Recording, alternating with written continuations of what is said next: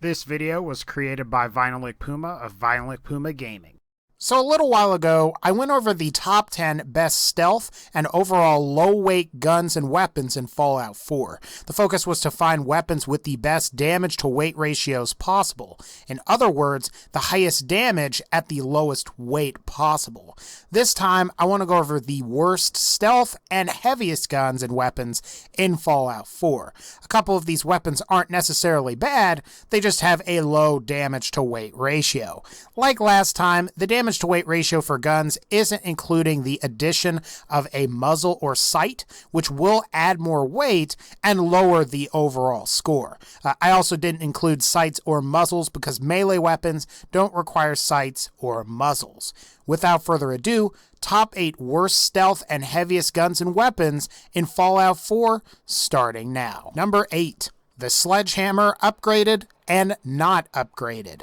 The Sledgehammer clocks in at a damage to weight ratio of 2.67 when both fully upgraded and stock. While the Sledgehammer isn't bad per se, it does have a lower damage to weight ratio than the Super Sledge with a stun pack and a fully upgraded aluminum baseball bat with saw blades attached. You could argue that the Super Sledge and baseball bat are cheating, as the Super Sledge doesn't gain weight when you upgrade it, and the baseball bat was pretty light to begin with. If you don't have access to the Super Sledge yet and want something that hits a bit harder than a baseball bat, the Sledgehammer isn't a bad choice. However, if you are concerned about your weapon's weight, you might want an alternative. Number 7. The 38 Pipe Revolver Pistol and Rifle. Both of the 38 Pipe Revolver variants have horrible damage to weight ratios. The pistol version has a damage to weight ratio of 2.2, while the rifle version has a damage to weight ratio of 1.8. Keep in mind as well that the 38 Pipe Revolver deals less damage than a fully upgraded pipe pistol or rifle, which deals 19 damage per shot, as opposed to the 38 Pipe Revolver's measly 18 damage per shot. Without a doubt, the Pipe Revolver is a boatload of ass. Number 6. The Ripper. If you think about it a little bit, this one isn't a huge surprise. The Ripper clocks in at a damage to weight ratio of 1.5 when fully upgraded. While the Ripper doesn't make a particularly great stealth weapon, it is arguably one of, if not the best melee weapons available to the player in Fallout 4. This is because while the initial damage is low, the Ripper can hit a target multiple times per second, which can yield devastating results. If you're able to obtain a Wounding Ripper, which is a Ripper with the Wounding legendary weapon effect, you've probably got your hands on the best melee weapon available in Fallout 4 right now. Number 5. The Automatic Assault Rifle. The Automatic Assault Rifle clocks in at a damage to weight ratio of 1.46. Like the Ripper, I would argue that this isn't a bad weapon at all. While the Automatic Assault Rifle isn't one of the strongest automatic weapons available to the player, it is still a lot better than having either a submachine gun, automatic 10mm pistol, or an automatic pipe pistol or rifle. Of course, you could also argue at the same time that 5.56 ammo is quite expensive. Assault rifles start to appear after level 20, and combat rifles, both with 45 caliber semi-auto, 45 caliber automatic, and 308 caliber semi-auto, are all superior to the 5.56 assault rifle. I will still use the automatic assault rifle, but at the same time, I'm probably not going to be using it for stealth. Number 4. The Semi-Automatic 38 Combat Rifle. The semi-automatic 38 caliber combat rifle clocks in at a damage to weight ratio of 1.33.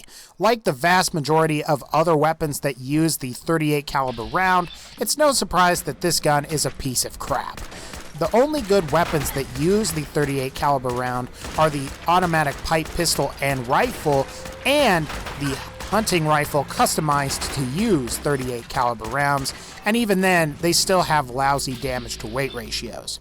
While you're getting more damage out of the 38 caliber than a semi-automatic pipe rifle, it's really only an additional 6 damage per shot. While I'd argue that's better than the pipe rifle's 19 damage per shot, it's still not really enough. especially when you're going up against enemies with lots of health. Number 3, the submachine gun. The fully upgraded submachine gun clocks in at a damage to weight ratio of 1.03.